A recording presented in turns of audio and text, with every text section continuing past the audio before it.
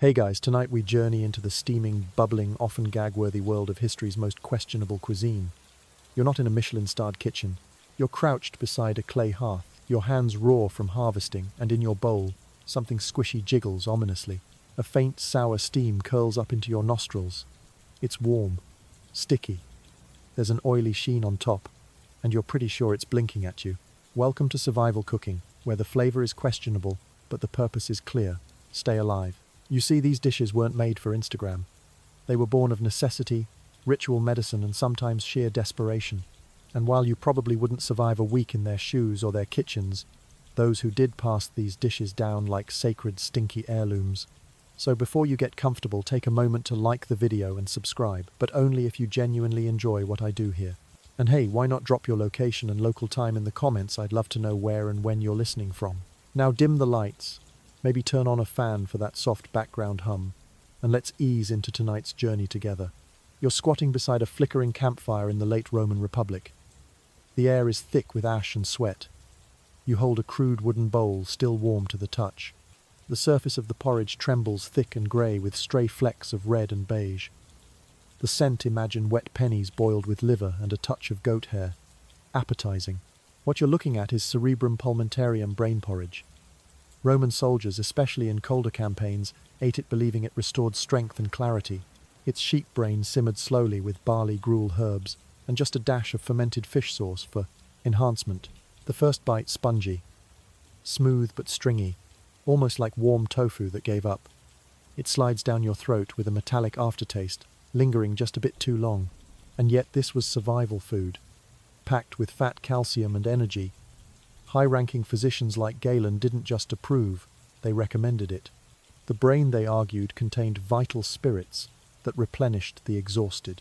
Modern historians still argue whether the dish actually provided cognitive benefits or just tricked soldiers into eating protein-rich offal by calling it medicine.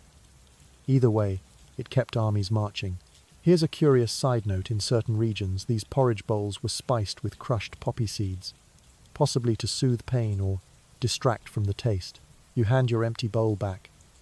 The cook grins, one gold tooth catching the firelight. More, you politely shake your head and wipe your tongue on your sleeve. The night continues and your belly, oddly warm, slightly confused, is full. The wind slaps your face with the chill of the North Atlantic. You're standing on a rocky Icelandic shore surrounded by nothing but grey skies, wet moss, and the salt-crusted hulls of fishing boats.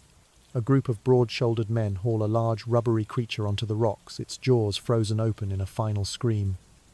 That's your dinner. Welcome to the world of Hakal fermented Greenland shark, a Viking delicacy, or punishment. The two were often the same thing. The shark meat is toxic when fresh, soaked with natural urea and trimethylamine oxide, basically nature's way of saying, don't eat this. So what do the Norse do? They bury it, literally. You watch as the shark is sliced into thick slabs and packed into a shallow gravel pit. Stones are piled on top to press the liquids out. Then they wait. Not days, months. Winter passes, spring returns.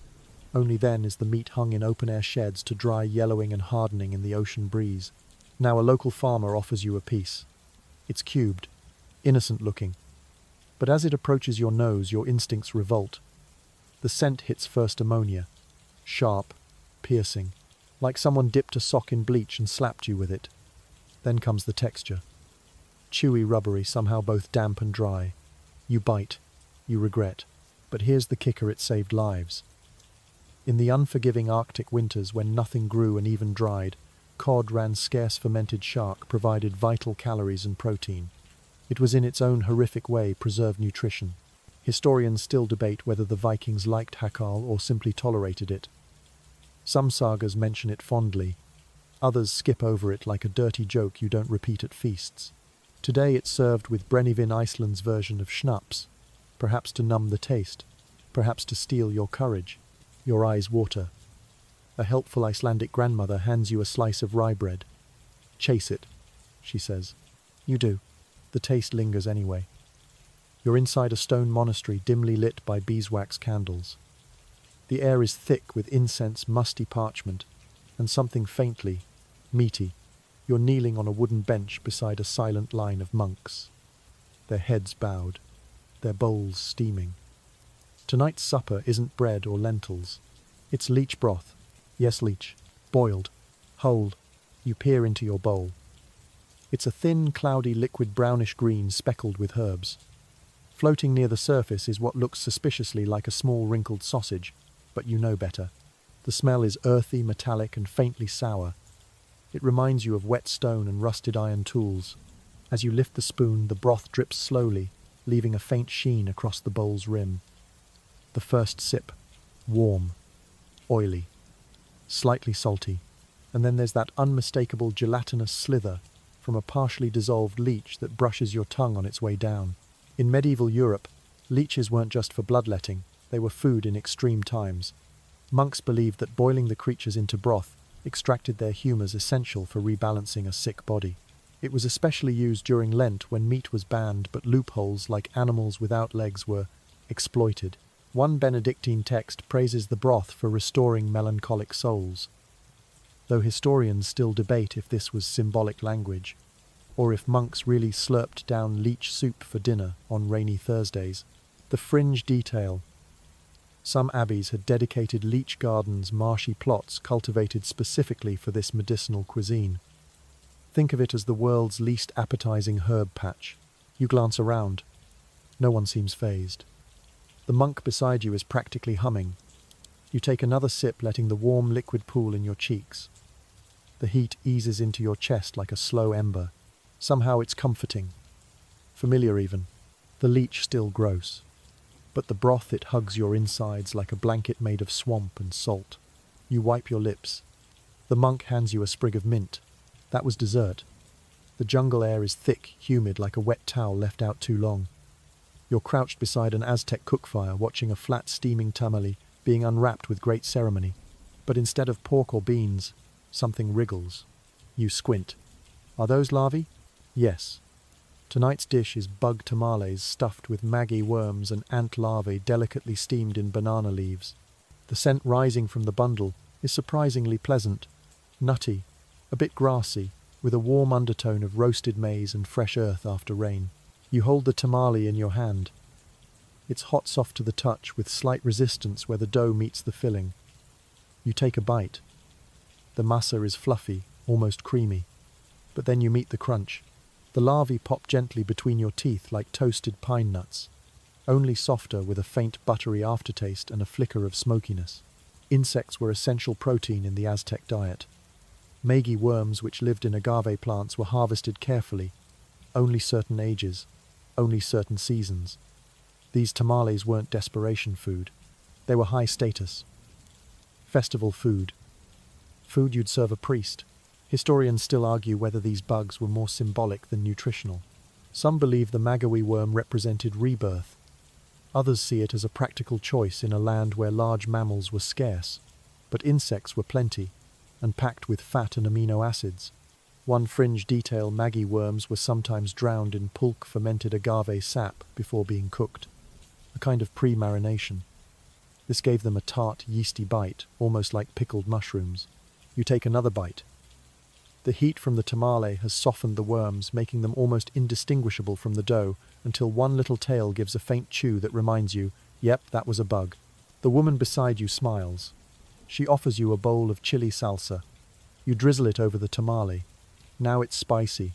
Now it's delicious. You lean back against the warm adobe wall. The jungle hums around you. Crickets sing.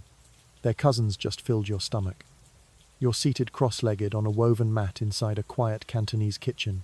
The walls are lacquered with steam. Your bowl rests before you, ceramic still warm from the pot. Inside, shimmering gently in a light golden broth, is something that looks like translucent noodles, but it's not noodles. It's bird spit. Well, more accurately, it's Chinese bird nest soup, made from the hardened saliva of the swiftlet bird. You lean in. The steam carries a delicate scent, lightly floral, almost jasmine-like, with a trace of something earthy like old tea leaves. There's no meat, no garlic, no onions, just the aroma of something pure, subtle, ethereal. The texture, though, that's what catches you. You take a spoonful and it trembles like jelly, slippery elastic. As you swirl it in your mouth, it feels like soft cartilage soaked in syrup. A faint crunch meets your molars. A sign of a premium nest, they say. This delicacy dates back centuries. Ming dynasty emperors drank it for virility. Qing concubines for glowing skin. It was believed to boost qi-nourished lungs and even soothe anxiety-fitting, considering you're using it as bedtime audio now. Bird nest soup wasn't cheap. Still isn't. The nests are built on vertical cliff faces, harvested by skilled climbers with ropes and bamboo poles. Even today, a single kilo can sell for thousands of dollars. Historians still argue whether the nutrients justify the hype or if it's all shimmering placebo. What's agreed, the cultural symbolism was enormous. It represented purity, refinement, devotion. Here's a niche fact. Some older chefs believe the best nests come from caves exposed to the sea breeze. The salt in the air supposedly gives the nest a cool energy yin in balance with the body's yang. You finish your bowl slowly. It's not a dish that demands chewing. It asks for contemplation, reverence. The kitchen around you quiets. You can almost hear the fluttering of wings above bamboo rafters. And you wonder, how did anyone taste this for the first time and say, yes, let's boil it? The Nile breeze carries a scent that's hard to miss and harder to forget. Sharp, pungent and sour like pickled onions soaked in fish oil. It hits you before the dish even enters the room. You're in an Egyptian home preparing for Sharm el-Nessim, the spring festival, and on the table in front of you is a small, dried, golden-skinned fish with a sinister aura. This is Fessick fermented salted mullet cured for weeks until it reaches what some would kindly call mature. The preparation process is an ancient art. The fish is cleaned, salted heavily, and sealed tightly in glass jars to ferment at room temperature. No refrigeration, no fire, just time, salt, and faith. Traditionally, it's left for up to a month in a dark cupboard. When opened, it announces itself. You hold it delicately. The skin is paper-thin but firm like oiled leather. The scent, a briny punch of vinegar and decay. Think of old anchovies left in a car dashboard. In summer, you take a bite. The flesh flakes off in shards, dry yet oily. The first hit is salt, then sourness, then a powerful echo of the river it came from. There's crunch, 2 tiny bones softened but still very present. You're advised to eat slowly, carefully. This dish has claimed a few throats, and yet it has endured for over 1,000 years. Why? Because it was preservation genius. In a hot climate without refrigeration, salting and fermenting allowed people to store protein-rich fish for months. Fessick kept communities nourished when fresh catch wasn't available. Historians still argue over its origins. Some say ancient pharaonic diets included similar cured fish. Others believe it was a Greco-Roman import adapted to Egyptian tastes. What's certain is that it became a tradition deeply rooted in spring rituals, family meals, and national identity. There's even a fringe detail: during British colonial times, authorities reportedly tried to ban Fessick after food poisoning outbreaks. Egyptians responded by hiding jars in flower pots, closets, and under beds. The festival persisted. You chase the bite with flatbread and raw onion, classic accompaniments that cut the salt and distract your senses. The room buzzes with chatter and laughter. Your lips are tingling from salt. Your nose has surrendered, but your belly, grateful. You lean back on the cushion, the Nile wind dancing past the curtains. You're wrapped in layers of fur, your breath rising in little puffs as you sit cross-legged on a snow-packed floor inside a skin tent. Outside, the Arctic wind howls like wolves. But inside, a pot simmers over a small flame. The air smells faintly of copper and fat warmth in a land of ice. The dish in front of you is blood ice cream. No, that's not a translation error. This traditional Inuit survival food is made from whipped seal, blood, snow, and sometimes a touch of rendered fat. It's served semi-frozen, chilled by the very air around you. And it looks like a crimson cloud in a carved bone bowl. You lift a spoon. The texture is airy, almost like mousse. But as it melts on your tongue, the cold, metallic tang of blood blooms sharp and unmistakable. There's a rich iron taste, tempered by the snow's softness and the ghost of animal fat.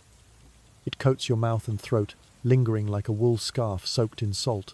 You shiver, but not from the cold. This dish wasn't a novelty. It was a miracle of biology and culture. blood is high in iron, protein, and essential salts. In the harsh polar climate where growing anything was impossible and hunting was unpredictable, the Inuit used every part of the animal. Seal blood mixed with snow became a way to hydrate, nourish, and warm the body from the inside. Historians still debate how long the practice goes back. Some point to oral traditions stretching centuries, others to archaeological findings of blood-soaked tools in ancient camps. But its brilliance is undisputed. A high-calorie, no-waste, instantly frozen energy source. The fringe detail. Some Inuit elders recall whipping the mixture with caribou antlers to trap more air inside, making it fluffier and easier to digest. Like Grandma's meringue. If Grandma was a hunter on the ice floes, you take another bite. This time you let the chill spread, noticing how it numbs your gums, sharpens your senses. There's a peculiar comfort in the primal honesty of it. The elder across from you nods. You smile, your lips stained red. The tent creaks. Outside, the snow keeps falling indifferent and endless. And inside you, a fire soft and crimson begins to warm. It's early morning in a sun-drenched village on the Indian subcontinent. The air is thick with sandalwood smoke and the distant clinking of copper vessels. You're seated cross-legged on a cotton mat offered a warm brass cup filled with an amber liquid that steams faintly in the soft dawn light. It smells grassy, sweet, sharp. There's a faint ammonia tang, a whisper of clove, and something earthy that clings to the back of your throat before you even sip. You're holding Gamutra cow urine tonic, revered, ritualistic, and yes, deeply polarizing. You take a cautious sip. It's warm, thin like tea with a strange herbal edge. The aftertaste dances between bitter turmeric and overripe hay.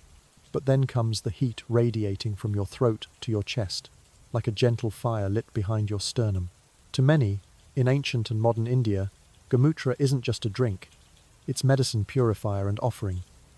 In Ayurvedic tradition it was, and in some places still is used to treat everything from skin disease to indigestion. Taken at sunrise, ideally from a healthy grass-fed Brahman cow, it was said to cleanse both body and karma. Historically, cow products, milk, butter, ghee, dung and urine were part of Panchagavya, a sacred five-fold mixture used in rituals and medicine. Gamutra played the role of divine cleanser, and its use dates back thousands of years. Ancient Sanskrit texts describe its preparation, storage, and spiritual potency in rich detail. Modern historians remain divided. Some see Gamutra as part of a vast symbolic ecosystem of rural medicine and devotion. Others question the scientific merit, though small studies have explored antimicrobial properties. The debate persists, but the cultural legacy undeniable. Here's the quirky detail. Some recipes blend cow urine with neem leaves, tulsi holy basil, or even crushed pearls to enhance its effect and soften its fragrance. You set the cup down the brass, warm against your fingertips. Around you, birds stir in the neem trees. A cow lows in the distance, calm and unaware of her holy status. You exhale slowly. The tonic lingers in your mouth, dry, slightly metallic like the memory of a chant. And for a moment, you feel lighter, emptied out, as if something unnameable just passed through you. It's 1942, and the air in Berlin is brittle with frost. You're standing in line outside a ration office, your fingers numb, your stomach hollow. Inside your coat is a small, dense loaf warm from your body, heat hard as a brick. This is sawdust bread. Also known as Kriegsbrot or war bread, this was no rustic rye or artisan sourdough. It was a mixture of low-grade flour cellulose from wood pulp, and occasionally, when available, a pinch of potato starch or beet residue. It kept millions alive barely. You tear off a piece. The crust crumbles like sand under your fingers. The interior pale greyish-brown, dry and fibrous. You bite. It resists. It squeaks slightly between your teeth like damp cardboard, soaked in tea. No salt, no softness. Just a faint taste of ash and desperation. During both World Wars, especially in Germany and parts of Eastern Europe, flour was rationed strictly. To bulk up, bread bakers and households turned to fillers, ground straw, tree bark, dried roots, even actual sawdust. Not all of it was digestible, but it filled the belly, temporarily. Historians still argue whether cellulose-based breads caused long-term harm or were nutritionally neutral. Some evidence suggests they led to malabsorption and intestinal issues. Others claim the body adapted out of sheer necessity. Fringe fact. A few German soldiers, when stationed in forests, learned to strip birch bark and sun-dry it for makeshift wood flour. It became an unofficial field recipe passed among trench cooks and desperate quartermasters. You chew slower now. Each bite feels like swallowing a page torn from a wooden book. The bread doesn't comfort. It occupies space. And in war, that was enough. There's no butter, no jam, just steam rising from the loaf like a quiet sigh. You cradle it in your scarf like it's gold. Behind you, the queue shifts forward. Ahead, a woman clutches a tin of ersatz coffee made from roasted acorns. You exhale. The cold catches in your lungs. But your belly is less empty. And that for now is survival. You're in a quiet Kyoto apartment just after dawn. Tatami mats warm your feet, and the scent of freshly steamed rice lingers in the air. But your attention is fixed on the bowl in front of you, filled with glistening beige beans tangled in threads of slime. Sticky, stringy, slightly shivering with every move. Welcome to Nat, fermented soybeans that have divided breakfast tables for centuries. The aroma hits first, pungent. A blend of aged cheese, wet wood, and something faintly nutty. You lean in and stir the beans with chopsticks. Long, translucent threads stretch and cling, refusing to break. The texture is unmistakable. Viscous, elastic, oddly playful, as it clings to your chopsticks like a cobweb. You lift a small portion to your lips. It touches your tongue cool, soft, slightly gooey.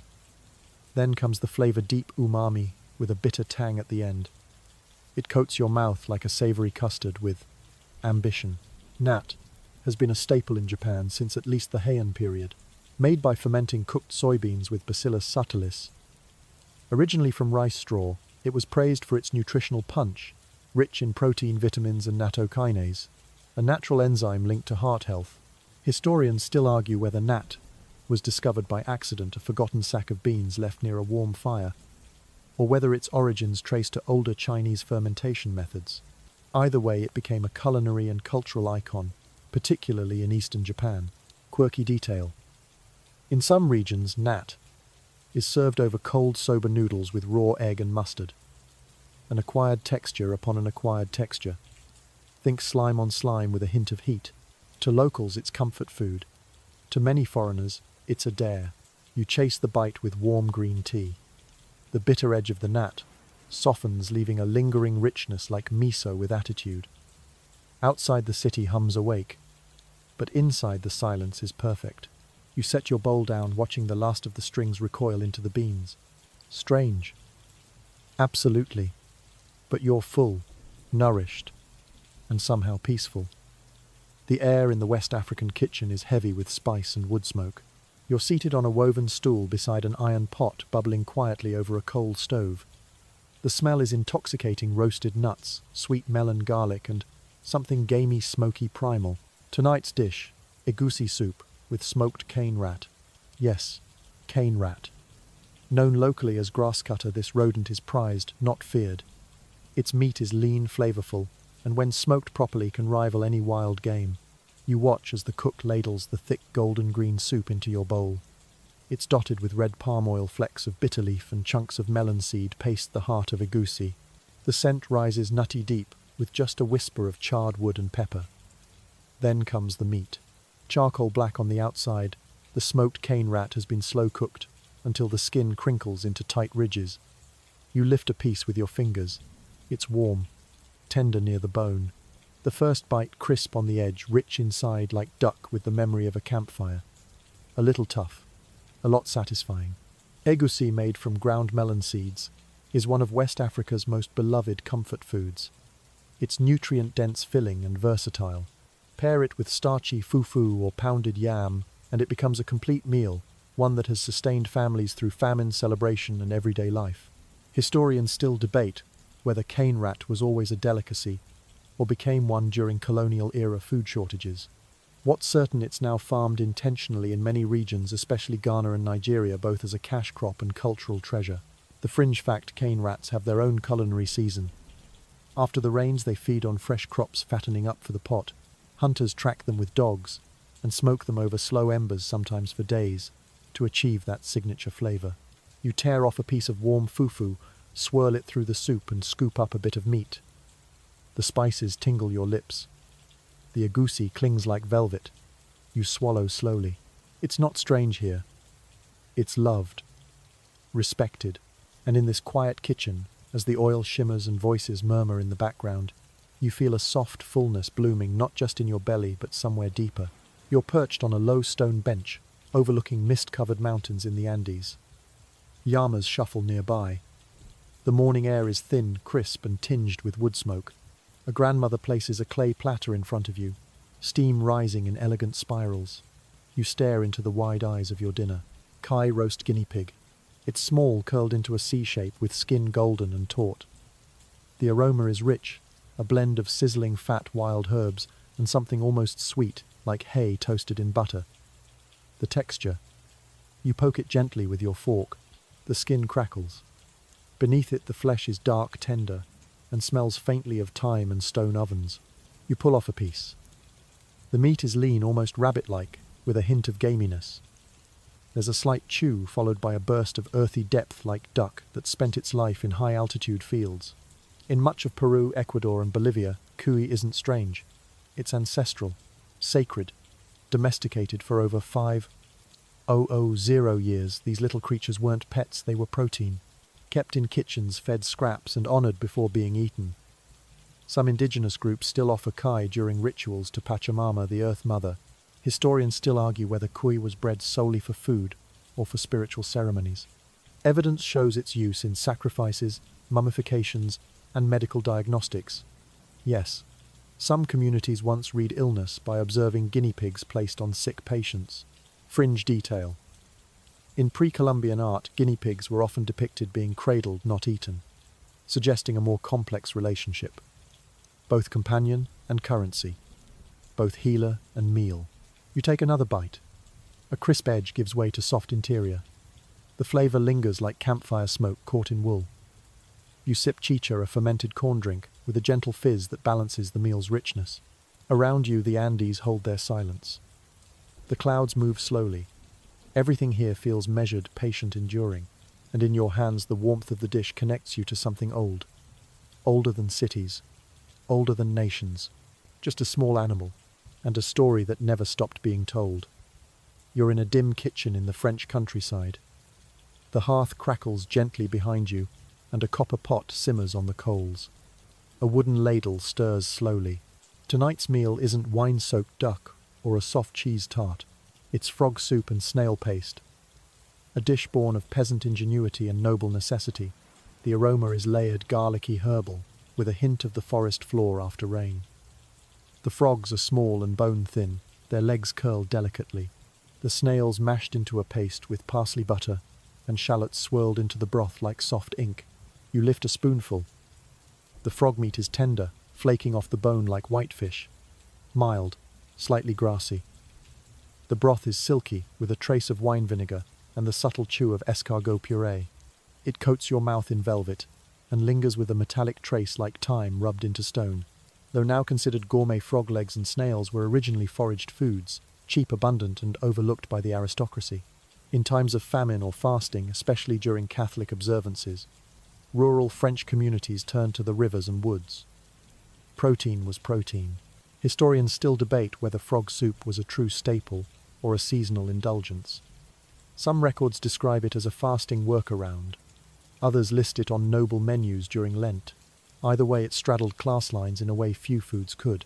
Here's the odd detail: medieval cookbooks warned of moist humours in snails and recommended boiling them with mint to avoid sluggishness of the spirit. Some physicians even prescribed snail paste for digestive issues and melancholy. You take another sip. The broth hugs your tongue like warm silk. The snail paste adds a creamy funk, subtle but persistent. You chew a small frog thigh. The bones click softly between your molars. It's not a feast, but it is satisfying. Simple. Earthbound. The candle flickers beside you. A breeze whispers past the shutters. You feel the deep, quiet fullness of a meal made not for show, but for survival, laced with herbs, bones, and centuries of wisdom passed quietly between hungry mouths. You're seated on a wooden crate in a dim, cave-like cellar beneath a shepherd's cottage in Sardinia. The air is damp, cool, and filled with the dense aroma of fermentation, mold milk, and something sharper. In your hand is a sliver of cheese. But not just any cheese. This is casu marzu, the infamous maggot cheese. At first glance, it looks almost innocent. A wheel of sheep's milk pecorino, cracked open like a sponge cake, gone slightly too far. But peer closer, and you'll see them tiny white larvae wriggling softly across the surface, almost shimmering in the low light. The scent is powerful, intense. A mix of blue cheese, overripe fruit, and ammonia. There's a slight tickle at the back of your throat before the first bite even begins. You steel yourself. Then you taste. The texture is soft, creamy. The middle of the cheese has collapsed into a spreadable, pungent paste. The flavor sharp, sour, with an explosive bite that floods your sinuses. It's like brie after a thunderstorm, electric and defiant. Casu marzu literally means rotten cheese, and it earns the name proudly. It's made by allowing cheese flies Piophila casei to lay eggs in a wheel of pecorino. The larvae hatch and begin to digest the fats, breaking the cheese down into a rich, soft texture prized by locals. Historians still debate whether the cheese dates back to Roman times or developed more recently out of pastoral necessity. It was, and in some places still is, a rite of passage food, served at weddings, funerals, or seasonal feasts. A symbol of endurance, of home. Here's the quirky fact. Some eat it with the maggots alive, while others seal the cheese in airtight containers until the larvae suffocate, then scrape them off. The living version. It jumps. Literally. The larvae can launch themselves several inches into the air when disturbed. You place the bite gently on your tongue. The warmth of your mouth melts it almost instantly. It clings, floods, tingles. You chase it with a sip of cool red wine, sharp enough to cut the aftertaste, but not the memory. It's bizarre, bold, and somehow oddly beautiful. A dish born from patience and fearlessness. From nothing wasted, the cellar hums in silence. The stone walls hold the cool air still, and you feel it, that strange, sour fullness, paired with a reverence that lingers long after the last wriggle fades. You lie back on a patch of dry grass, the sunlight flickering through olive branches above. The feast is done. Your belly is full, not in the way of a heavy banquet, but full in the ancient sense, warm, grateful, and slightly bewildered. Around you, empty bowls rest on tree stumps. Wooden spoons glisten with oil and memory. A crust of bread remains beside a smear of broth. The last steam has vanished into the sky. The smells linger faintly burnt. Fat, fermented tang. Wild herbs, the metallic ghost of blood and bone. You've tasted the world. One bite at a time. From the jelly-like shimmer of bird nest soup to the sharp slap of shark meat aged beneath the ground. From roasted guinea pigs curled like question marks to the milky sting of maggot-melted cheese, these dishes were more than food. They were survival spells. Love letters written in grease and brine. Forgotten prayers sealed in clay pots and smoked skins. Historians still argue about their origins. Were they medicinal, ritualistic, accidental? Maybe, but that's not what your tongue remembers. Your tongue remembers the crunch of ant larvae hidden in tamales, the warm spread of blood ice cream down your throat in a snowbound tent, the sour salt tang of dried fish beside the Nile, the humble stretch of sawdust bread across a wartime table. These meals told stories not of royalty, but of mothers and grandmothers, of monks in silence, of soldiers who couldn't afford to flinch. And the strangest thing, you came expecting disgust. You stayed for wonder. Somewhere deep inside you, a part of your modern palate bowed its head to an older hunger, the kind that doesn't crave flavor but memory. So now let's dim everything even further. Just listen to the breeze outside this ancient kitchen. The spoon rests, the fire fades, the last fly buzzes toward the window. And there in that long quiet is where the flavor truly lives. Let the last tastes dissolve now. Let the sour fade. Let the salt soften. Let the warmth in your belly settle like flour sinking in a clay bowl.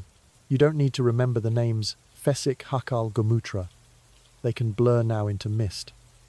Just hold on to the feeling, that strange, gentle awe for how far people went to stay alive, to feed each other, to care, even in the most unsavory ways. Notice your breathing now, slow and deep like a kettle just after the boil. In through the nose, the scent of old wood and wild honey. out through the mouth, soft and slow. You are lying on your side in a quiet place. Maybe on a sheepskin rug beside a fire. Maybe under a mosquito net where the jungle hums. Or maybe it's just your room, your bed, your blankets pulling close.